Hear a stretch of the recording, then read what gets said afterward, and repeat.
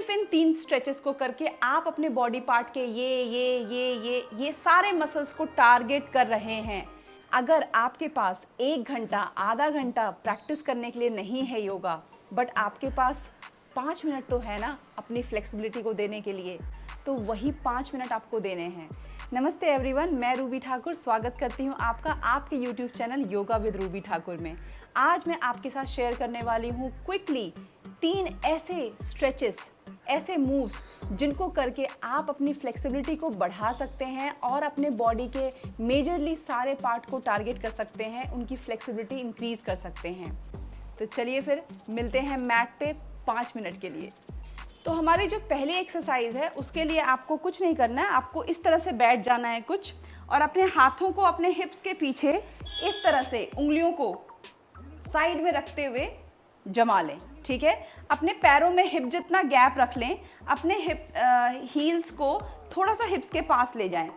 ऐसा रखना है कि जब आप ऊपर उठें, अपने हिप्स को उठाएं, तो आपका एंकल और आपका नी एक लाइन में जाए, बहुत ज़्यादा आगे ना हो और बहुत ज़्यादा पीछे भी ना हो। ठीक है, अब यहाँ से आपको सांस छोड़ते हुए अपने हिप्स को ऊपर की तरफ ले जाना है। अब यहाँ ध्यान देने वाली बात यह है कि आपके हिप्स इसको लूज ना छोड़कर टक करना है, ये टक एक्शन होना चाहिए। एक बार फिर देखें, ये एंगेज कर रही हूँ मैं अपने हिप्स को। अब यहाँ पर जो बिगिनर्स हैं, जो पहली बार कर रहे हैं, तो ज़रूरी नहीं है कि इनका पूरे अच्छे से टेबल बन जाएगा टक करते हुए। हो सकता है आपकी बॉडी यहाँ रह जाए, दैट इज़ फाइन, बट आपको टक फिर भी करना है। भले ही पूरा आपका फ्लैट ना हो, लेकिन टक मेंटेन करना है। इसको होल्ड करेंगे कुछ सेकंड्स के लिए, तो 20 to 30 सेकंड्स इसको होल्ड करें, नॉर्मल ब्रीथ करने की कोशिश करें, रिलीज करें, रिलैक्स। ठीक है, इसको आप 2 बार करेंगे, 30 सेकंड्स एंड देन रिलीज करेंगे। अब इसी एक्सरसाइज में हम एक और चीज़ ऐड कर रहे हैं जो आपकी एंकल मोबिलिटी को इंक्रीज करेगा। एक बार देख लेते हैं। इस तरह से पहले टेबल टॉप में, रिवर्स टेबल टॉप में आ जाएं। अब एक पैर को पीछे रख के अपने घुटने को ज़मीन से लगाने की कोशिश करेंगे, होल्ड करेंगे। तो अब आप देखिए, यहाँ पे सिर्फ एक सिंगल एक्सरसाइज में आपके बहुत सारे मसल्स टारगेट हो रहे हैं, जैसे कि आपकी बैक मसल्स खुल रही है, फ्रंट बॉडी ओपन हो रही है, यहाँ पे आपके क्वाड पे स्ट्रेच था, एंकल वर्क कर रहा था। अब मैं आपको बता दूं, अगर आप बिगिनर हैं और इस पोजीशन में आपको पैर को, घुटने को नीचे लगाना इजी नहीं है, ये टफ लग रहा है आपको, तो ज़रूरी नहीं है घुटने को नीचे लगाना, ज़रूरी ये है सही एंगल में जाना। आप इधर ना जाएं ना अंदर की तरफ, सीधे नीज की सीध में अपने आप को इस तरह से करें। और यहाँ देख सकते हैं आप मेरे एंकल को कि मैंने क्या कर रखा है अपने टोस पे, यहाँ थोड़ी देर होल्ड करके रिलीज़। इसी तरह हम थोड़ा बीच में आप रिलैक्स कर लें, अपने हाथों को रिलैक्स कर दें।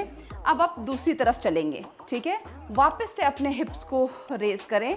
अब दूसरे पैर को इस तरह से इस डायरेक्शन में ले जाएं। आपको अपने क्वाड्स पे, अपने क्वाड्स किसे कहते हैं, आपकी जांघों का जो एरिया है ऊपर का, उस पर बहुत अच्छे से स्ट्रेच फील होगा। एंकल भी यहाँ पे मोबिलिटी मिलेगी, एंकल को भी। और रिलीज कर दें, रिलैक्स।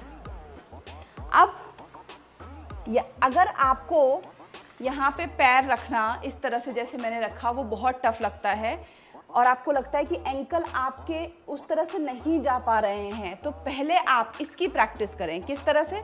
अपने एंकल्स पे अपने हिप्स को रख के टोस पे इस तरह से बैठें, थोड़ी देर इसकी प्रैक्टिस करें।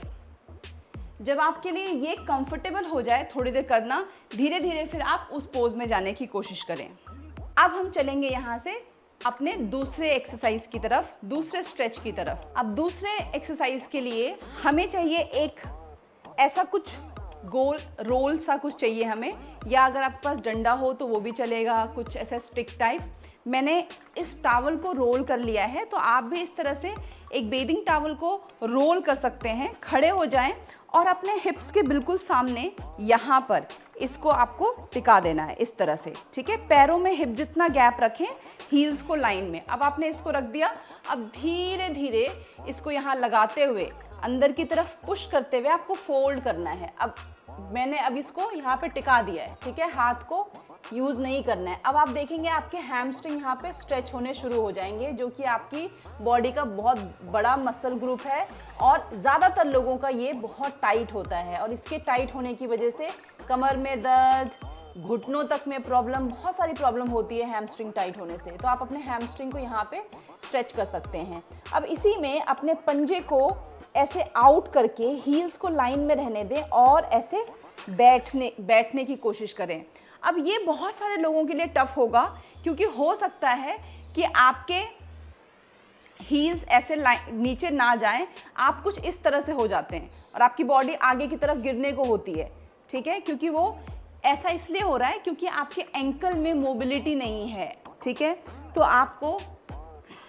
आप ये वेरिएशन इस्तेमाल कर सकते हैं। अपने हील्स के नीचे आप कोई कपड़ा चाहे तो फोल्ड करके रख लें, या फिर इस तरह की प्लेट आप रख सकते हैं, या फिर कुछ भी जो आपको थोड़ी सी हाइट दे दे, जिससे आपके हील्स कंफर्टेबली रह सकें। अगर आप इजीली अपने हील्स को डाउन कर सकते हैं तो अपने पंजों को इस तरह सामने से पकड़ लें। अब आप इसको मेंटेन करते हुए, इसको छोड़ना नहीं है, अपने हिप्स को हल्का उठाना है एंड मेक श्योर आपको यहाँ पे पैर सीधा करने की कोशिश करनी ही नहीं है। आपके नीज थोड़े से बेंड रहेंगे, चलेगा। आपका यहाँ हैमस्ट्रिंग स्ट्रेच हो रहा है, आप इसको इस तरह से लेके आएंगे, ठीक है, और इसको पकड़ के रखना है। फिर धीरे से नीचे जाएं, सांस लेना है, सांस छोड़ते हुए इस तरह से ऊपर आएं, फिर नीचे जाएं, सांस लें, छोड़ें।